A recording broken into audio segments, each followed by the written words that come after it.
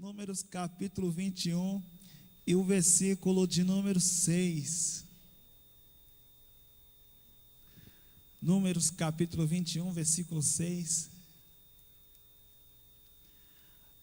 Aonde lemos assim na palavra do Senhor. Então, o Senhor mandou entre o povo serpentes abrasadoras, que mordiam o povo, e morreram muitos do povo de Israel. Imagina só ser mordido por uma serpente no meio daquele deserto. A morte era certa. E por que isso estava acontecendo? Porque o próprio Deus estava permitindo esse mal. Versículo 7.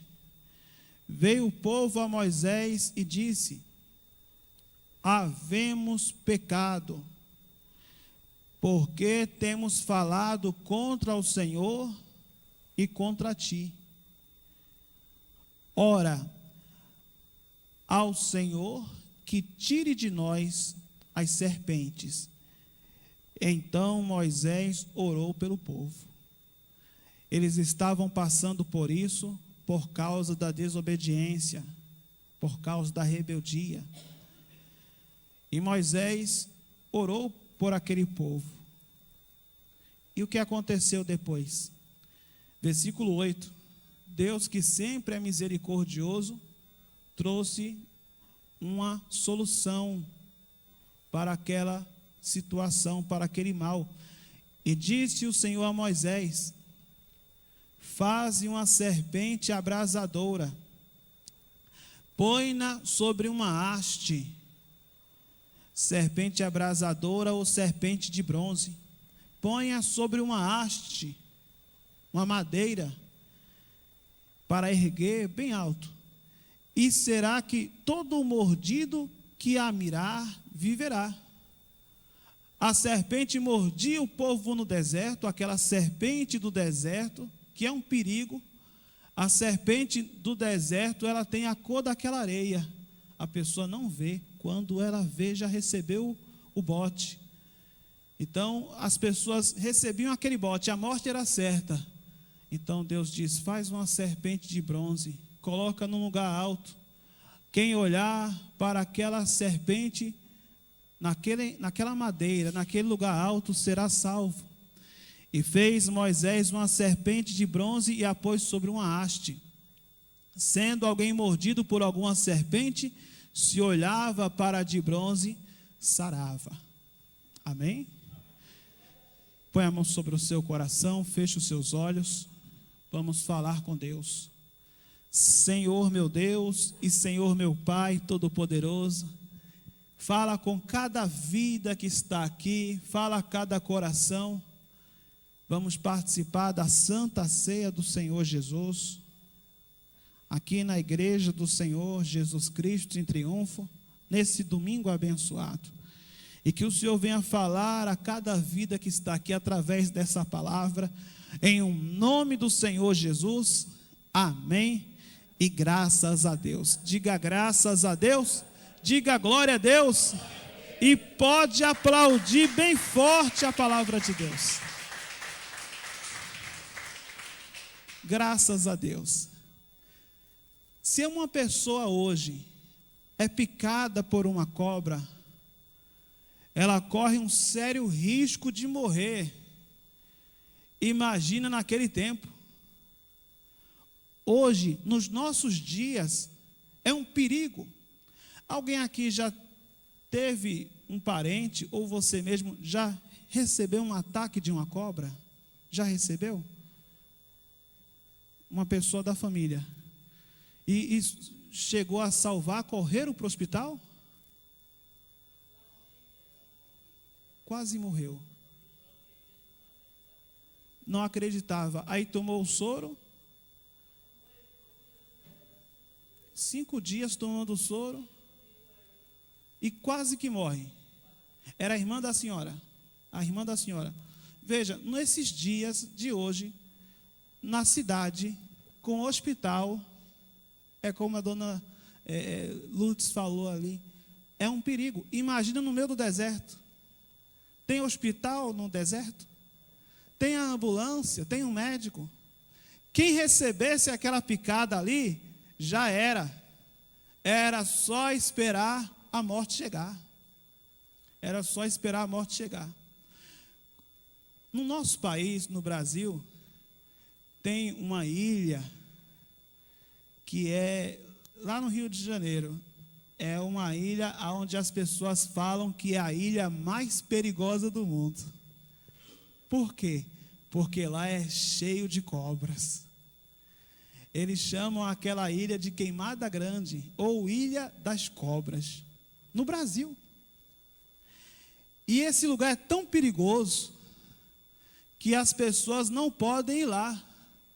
Porque se receber a pessoa uma picada de cobra ali, vai viver o suficiente para chegar ao continente e procurar um hospital? É numa ilha. Dá 2 horas de viagem de barco. Para chegar no continente, só chega lá se for de barco. Para chegar no continente, 2 horas. Mas tem uma cobra lá, uma jararaca, que só existe lá, que essa jararaca, o veneno dela mata em 2 horas.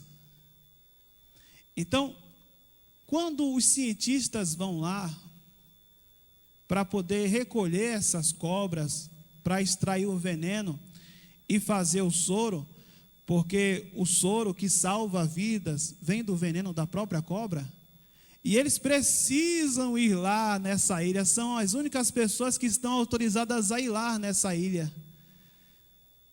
Quando eles chegam lá, é tão perigoso que eles já levam o soro no barco, porque se alguém for picado, já põe o soro ali mesmo para tentar salvar a vida daquela pessoa. E é um perigo. O soro é aquele soro antiofídico. Se não tiver aquele soro, já era. E esse soro foi inventado por um brasileiro. Foi um brasileiro que foi e aperfeiçoou esse tratamento, já um tratamento muito antigo. Agora, se esse veneno dessa cobra é um perigo, imagina só o veneno da serpente chamado pecado. É mais perigoso do que qualquer veneno. E o diabo, que é a serpente original, ele espalhou no mundo inteiro esse veneno terrível chamado pecado. Ele espalhou no mundo inteiro. E toda pessoa já nasce envenenada. Toda pessoa já nasce com a sua morte certa, a sua morte espiritual já está longe de Deus, não tem para onde correr. E não tem nenhum tipo de ajuda. É mais perigoso que visitar essa ilha de Queimada Grande no Rio de Janeiro. A pessoa já tem em sua vida esse veneno terrível. E não tem como a pessoa se ver livre desse veneno. A única maneira que a pessoa tem de se ver livre desse veneno é através do sangue do Senhor Jesus. É através do sangue do Senhor Jesus. Para poder fazer o soro, a pessoa é mordida por uma serpente. Para fazer o soro, o processo é muito interessante. Pega um pouquinho do veneno e colocam em um animal grande, geralmente um cavalo. Um pouquinho só do veneno. E aquele sangue do animal vai reagir com aquele veneno e vai produzir anticorpos. Daí se faz o soro. É através do sangue que a pessoa se vê livre do veneno. Existe um sangue que pode purificar você desse veneno do pecado. E este sangue é o sangue do Senhor Jesus. O veneno já está em nossa vida, já está em cada um de nós, mas é através do sangue do Senhor Jesus que você pode ter vida e ser salvo. Esse veneno dessa serpente, esse veneno que se espalhou para o mundo inteiro, através do sangue de Cristo Jesus, você pode ser salva e não morre, porque em Cristo Jesus há esperança. A palavra do Senhor diz que todos pecaram. Todos. Lá no Apocalipse, fala a lista das pessoas que pecam. Falam os mentirosos, fornicadores, efeminados, enfim, os sodomitas, os ladrões, todos pecaram. Eu pequei, você pecou, todos pecaram. Não existe esperança para ninguém. A única forma de você ser salvo é através do sangue de Jesus. É através desse sangue. Então, com essas informações, vamos ver aqui a explicação desse texto lá no Evangelho de João, no capítulo de número 3. Agora que você tem essas informações, leia lá em João, capítulo de número 3. E o versículo de número 14. Aonde lemos assim. João capítulo 3, versículo 14. Aonde lemos. E do modo, porque Moisés levantou a serpente no deserto, assim importa que o Filho do Homem seja levantado. Quando Moisés fez aquilo no meio do deserto, aquilo representava Cristo sendo levantado. As pessoas eram mordidas pelas serpentes no meio do deserto por causa da sua desobediência. Então, quando elas olhavam para aquela serpente pendurada naquela haste de madeira, quem olhava era curado, não morria. Então, da mesma maneira, quem olhar hoje para a cruz de Jesus não vai morrer por causa do pecado, vai ser purificado pelo sangue de Jesus. O pecado é um veneno terrível, porém o sangue de Jesus é a nossa salvação e o nosso remédio. Quando uma pessoa é picada por uma cobra, por uma serpente, ela corre para o hospital.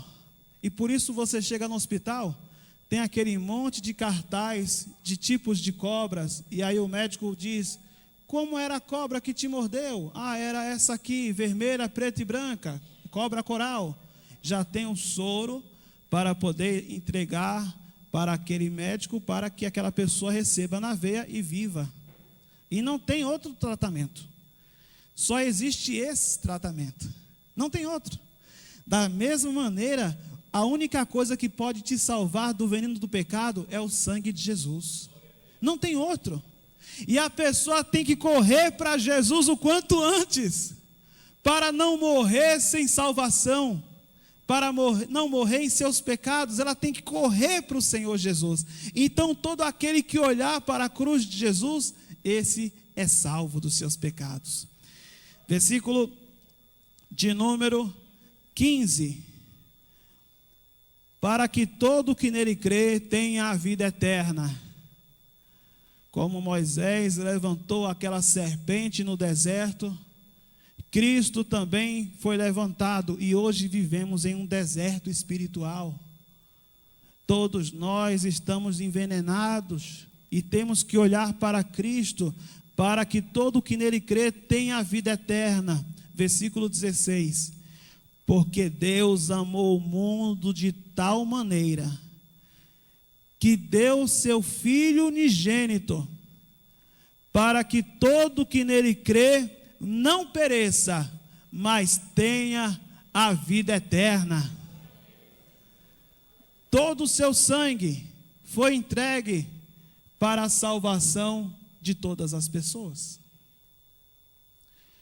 Uma vez, houve uma terrível doença em uma região, e eles precisavam de uma pessoa que tivesse um tipo de sangue especial. E ninguém tinha aquele tipo de sangue. Até que eles foram examinando pessoa por pessoa naquela região. E encontrou um menino que tinha aquele tipo de sangue especial. Os médicos ficaram alegres. Encontramos uma pessoa que tem um sangue, um tipo especial que pode salvar a todos que estão doentes. Então, eles foram ali e disseram para os pais do menino: muito bem, o seu filho vai salvar todas essas pessoas. Agora, nós precisamos da autorização para tirar o sangue dessa criança. Os pais disseram: tudo bem, está autorizado. O pai pensava que eles iam tirar uma seringa ou uma bolsa de sangue. Mas eles disseram: é todo o sangue. É necessário que o seu filho morra para que todas essas pessoas elas venham viver. O pai ia perder o seu filho para que todas as pessoas viessem ter vida. Ou o seu filho vivia e todo mundo morria, ou o filho morria e todo mundo vivia. E por incrível que pareça, o pai autorizou e o menino foi morto.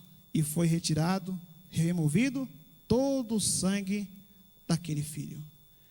E aquelas pessoas em pouco tempo não lembraram o sacrifício do pai, nem o sacrifício daquela criança. Em pouco tempo aquela história foi esquecida. Ninguém lembrou o benefício de um filho que foi entregue pelo próprio pai e a dor desse pai em entregar o seu filho. Deus é a mesma coisa. Cristo, o Filho de Deus, morreu para que o mundo todo viesse ter vida e salvação. A maioria das pessoas lembram desse sacrifício? Lembram do sacrifício na cruz? Lembra que Jesus entregou todo o sangue? Muitas pessoas pensam: o que é que Deus pode fazer por mim? Na verdade, Deus já fez. Deus já se reconciliou com o mundo inteiro através de Jesus Cristo. Todos já estão perdoados. Deus já perdoa a todos. Na verdade, nós, eu e você, é que temos que nos reconciliar com Deus. Agora, você tem que entregar a sua vida para o Senhor Jesus, e eu também, e aquele que olhar para Jesus vai receber a salvação dos seus próprios pecados. Versículo 17.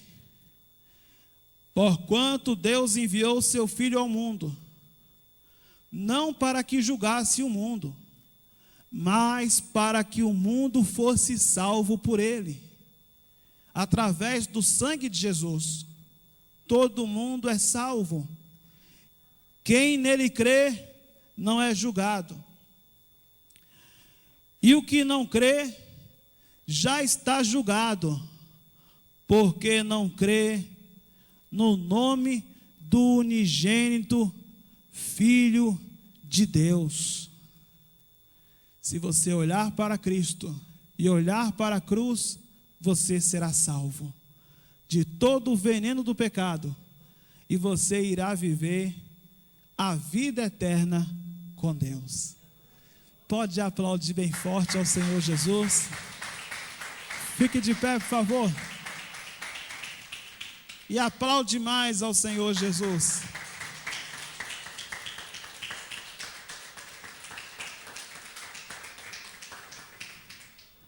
Todo pecado pode ser perdoado. O diabo envenenou todo mundo. O veneno do pecado está em todos. Não existe nem melhor e nem pior. A Bíblia fala que todos pecaram. Toda alta exaltação, ela é demoníaca. Porque se temos que nos gloriar no Senhor Jesus e na sua obra em nossa vida. Nós não merecemos nada. Nós estamos todos envenenados. A pessoa, às vezes, ela se acha muita coisa. Às vezes, o crente é o mais incrédulo. E às vezes, o incrédulo é o que crê mais. É o que crê mais na salvação que há em Cristo Jesus, porque ele não pode ser salvo por si mesmo. E às vezes a pessoa, ela está na igreja e ela pensa assim: eu sou alguém que já mereço a salvação. Ela vem à igreja e começa orando, porque ela sabe que tudo vem de Deus. Aí depois que ela ora um pouco, ela começa a participar das coisas da igreja. Acha que é pelo trabalho que ela é salva. Por fim, essa mesma pessoa que começou orando, agora ela manda, ela determina e Deus tem que obedecer. Ela trata a Deus como se Deus fosse um empregado. E ela se exalta sabe, ela se coloca como se fosse melhor que as outras pessoas. Esse aí é o incrédulo. Mesmo sendo crente, é incrédulo.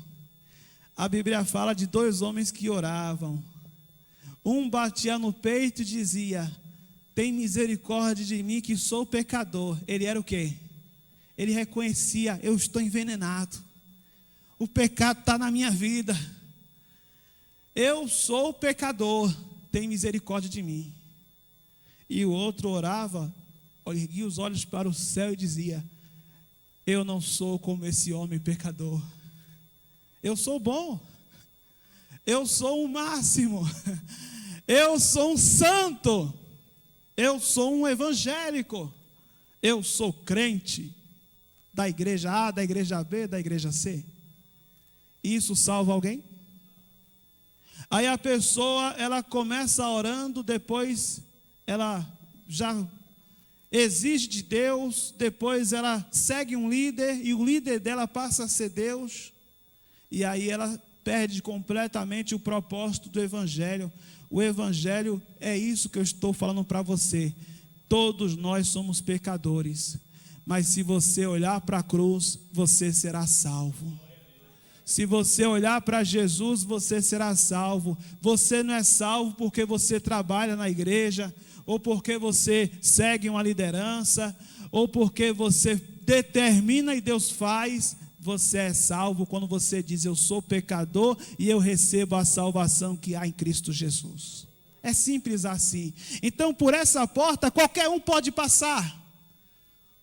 Ontem, eu estava à tarde, eu tenho um cachorrinho e o cachorrinho pediu para sair. Porque o meu cachorro só falta falar, é terrível. E ele bate assim na minha calça e diz: vamos sair, eu preciso. Eu estou apertado, quero fazer xixi na rua. Vamos. Até encontrei o Júnior. E encontrei ele no meio da rua. E quando eu estava voltando, aí tinha um barzinho assim, um lugar assim, um lugar que os homens vão para beber. E tinha um homem que olhou para mim e disse assim: irmão, parecia que me conhecia há muitos anos. Um bêbado. Opa, meu irmão! E já fui abraçando. Aí ele olhou para mim, aí eu sentei junto dele, e aí ele começou a falar: o senhor é crente? Eu disse: sou, meu irmão. E Jesus te ama, eu falei para aquele homem bêbado. Aí ele: mas será que eu mereço essa bênção? Será que eu posso ir à igreja? Olha só como as pessoas pensam. Será que eu posso ir à igreja? Eu disse: você não só pode, como Jesus morreu na cruz por gente igual a você. Porque você é amado por Deus. Deus amou o mundo de tal maneira, Deus amou você. Aí aquele homem desmoronou num pranto só, minha gente. Chorou igual criança, de soluçar. Aí eu disse assim: feche os olhos, eu vou orar por você agora. Diga comigo. Aí a gente fez a oração: meu Deus e meu Pai, eu recebo Jesus como meu Salvador, como meu Senhor, porque o sangue de Jesus tem poder para salvar até dentro de um bar, um bêbado sujo e pecador, porque o sangue de Jesus limpa o homem de todo o pecado. E depois de orar por ele, eu subi para casa em paz, sabendo que aquele homem estava salvo em Deus. Então, a salvação é para todos. Quando a gente fala todos, são todos. Drogado, homossexual, ladrão, mentiroso, Deus quer salvar todos. Não existe para Deus um grande pecado ou um pequeno pecado. Os adúlteros, Deus quer salvar todos. Às vezes a pessoa comete um erro na vida. E aí a pessoa até é disciplinado. Eu não sei se a expressão é essa, vocês me corrijam. A pessoa não pode nem participar da ceia. É assim, não é? Você pecou, não toma a santa ceia. Meu Deus do céu, se é o sangue de Jesus que purifica a minha vida, como é que eu não vou participar da ceia?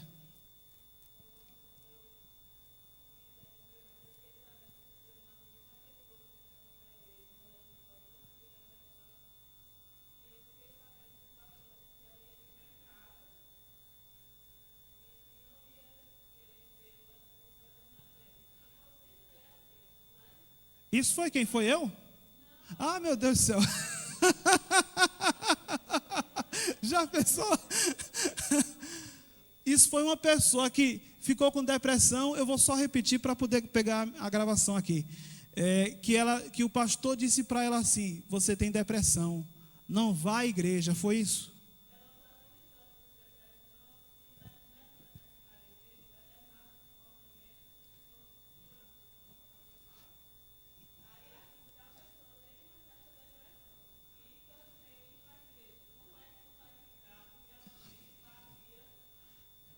Não, entregou a pessoa está num buraco, empurrou no abismo, não é? É porque as pessoas elas se preocupam mais, às vezes, minha querida irmã, com letra do que com a graça. A lei é para mostrar o tamanho do nosso pecado, porém ninguém é salvo pela lei. É igual a pessoa que, por exemplo, com todo respeito, a pessoa guarda o sábado. Com todo respeito eu falo isso. Aí um burro cai num buraco, num sábado. Pergunta para o burro se é para tirar ele do buraco ou é para ele deixar ele morrer no buraco. Faz algum sentido isso para aquele animal? Ah, eu vou ficar aqui padecendo porque é sábado. Ora, Jesus falou isso. Se o teu animal cai num buraco, você vai deixar lá ou vai salvar? A pessoa cai num buraco e é mais gente para jogar a terra em cima do que para estender a mão e levantar. A pessoa tem depressão. Isso é uma coisa muito séria. A depressão pode ser por falta de algumas químicas no organismo. Aí a pessoa toma um remédio e aí fica mais animado. Ou pode ser um trauma do passado, uma tristeza que marcou aquela alma. E a igreja é o lugar para a pessoa ser ajudada. A igreja é lugar de gente que tem problema. A igreja é lugar de gente que vem para cá bêbado. Aí ele falou para mim: eu posso ir na igreja, pastor? Eu disse: pode, só lá na igreja eu tenho 5 ou 6 bêbados que vão na igreja. É bom que vocês fazem até um coral. Porque a igreja é lugar de gente com problema. Porque aqui, em Cristo Jesus, o sangue dele nos purifica de todo o pecado. E eu quero que você espalhe essa mensagem nessa cidade e na sua cidade, se você mora em Santa Cruz, que existe uma igreja que segue a palavra do Senhor Jesus, que diz: vinde todos que estão cansados e sobrecarregados. Existe uma igreja que está de portas abertas para o perdido. Que existe uma igreja que está de portas abertas para quem tem depressão e para quem anda no pecado. Que existe um lugar onde a alma pode ser tratada e acolhida e ela pode receber os benefícios de viver a graça de Deus. Porque aqui ninguém está querendo acusar ninguém de nada, nem condenar. Aqui você vem para ser salvo para a glória de Deus. Que existe uma igreja onde o drogado, o bêbado, a prostituta, onde quem rejeita essas pessoas não são bem-vindas em muitos lugares, mas aqui ela é bem-vinda. Pode trazer essas pessoas aqui, porque aqui elas vão receber uma palavra de vida e serão abençoadas. E eu creio que logo, logo esse rapaz vem aqui também, que eu vou procurar saber direitinho como encontrá-lo, porque aqui ele pode receber uma palavra de vitória, sem nenhuma discriminação.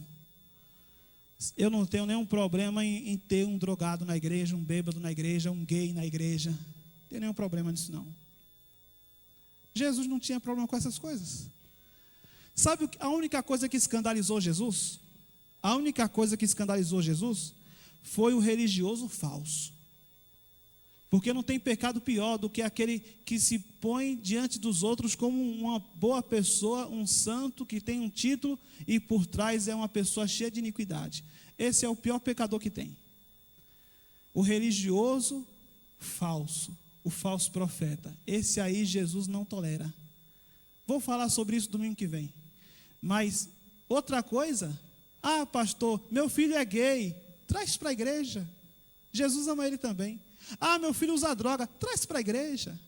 Meu marido bebe, traga para a igreja. Eu quero todo mundo na igreja. Eu tenho uma pessoa que se prostitui, não tem problema. Porque dentro dessa pessoa existe um desejo de ser amada de verdade. Às vezes a pessoa tem esse pecado, mas o coração é um coração carente.